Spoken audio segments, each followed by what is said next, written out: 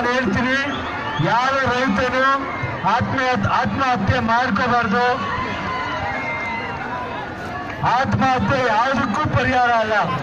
ಈಗ ನನ್ನನ್ನು ನೋಡ್ತಾ ಇದ್ದೀರಾ ನೀವು, ನಾನೇನ್ ಜೀವನದಲ್ಲಿ ಎಲ್ಲ ಸುಖ ನೋಡ್ಕೊಂಡ್ ಬಂದಿದ್ದೀನಿ ಅನ್ಕೊಂಡಿದ್ದೀರಾ? ಎಲ್ಲಾ ರೀತಿ ಕಷ್ಟಪಟ್ಟು ತಿಳಿ ಬಂದು ನಿಂತಿರೋದು.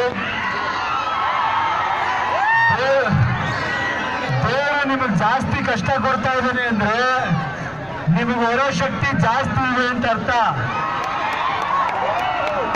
ಆ ಕಷ್ಟಗಳನ್ನ ಮೀರಿ ನಿಂತಾಗ್ಲೇ ಒಬ್ಬ ವ್ಯಕ್ತಿ ಬೆಳೆಯೋದಕ್ಕೆ ಸಾಧ್ಯ. ಛಲ ಇರಬೇಕು. ನಾನು ಇವಾಗ ಬೇರೆ ಏನ್ ಕಂಪ್ಲೇಂಟ್ಗೂ ಹೋಗಲ್ಲ. ಒಂದೇ ಒಂದು ಎಲ್ಲ ರೈತರು ನನಗೆ ಹೇಳ್ತಾ ಇರೋದು, ನೀರು ಕೊಡಿ, ಬೆಳೆಯೋದಕ್ಕೆ ನೀರು ಕೊಡಿ, ನಾವು ಸರ್ಕಾರಕ್ಕೆ ಸಾಲ ಕೊಡ್ತೀವಿ ಅಂತ ಎಲ್ಲ ರೈತರು ಹೆಮ್ಮೆಯಿಂದ ಹೇಳಿದ್ದಾರೆ. ನೋಡಿ, ಎರಡು ವಿಷಯ ಗಮನ ಇಟ್ಕೋಬೇಕು ನೀವೆಲ್ಲ.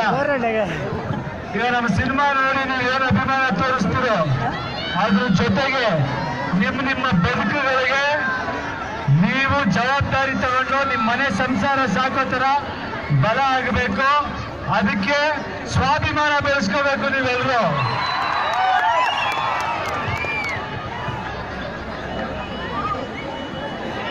ಯಾವುದೇ ಹೋರಾಟ ಇರಲಿ, ರೈತ ಪರ ಯಾವುದೇ ಹೋರಾಟ ಇರಲಿ, ನನ್ನ ಬೆಂಬಲ ಇದ್ದೇ ಇರುತ್ತೆ. ಬಟ್ ಈಗ ನನ್ನ ಕೋರಿಕೆ, ನನ್ನ ನಿರ್ಧಾರ ಒಂದೇ, ನಿಮ್ಮ ಊರುಗಳಲ್ಲಿರೋ ಕೆರೆಗಳು, ನಿಮ್ಮ ಜಮೀನುಗಳಲ್ಲಿ ಹೊಂಡಗಳು ಮಾಡಿ ಮಳೆ ನೀರನ್ನ ಶೇಖರಣೆ ಮಾಡೋದೊಂದೇ ಈಗ ಸದ್ಯದ ಪರಿಸ್ಥಿತಿ ನಮಗೆ ಪರಿಹಾರ. ಸೊ ನೀವೆಲ್ಲರೂ ಆ ಕಡೆ ಗಮನ ಕೊಡಬೇಕು. ಸರ್ಕಾರದಲ್ಲಿ ಯಾವುದೇ ಕಾಳಜಿ ಇರುತ್ತೆ.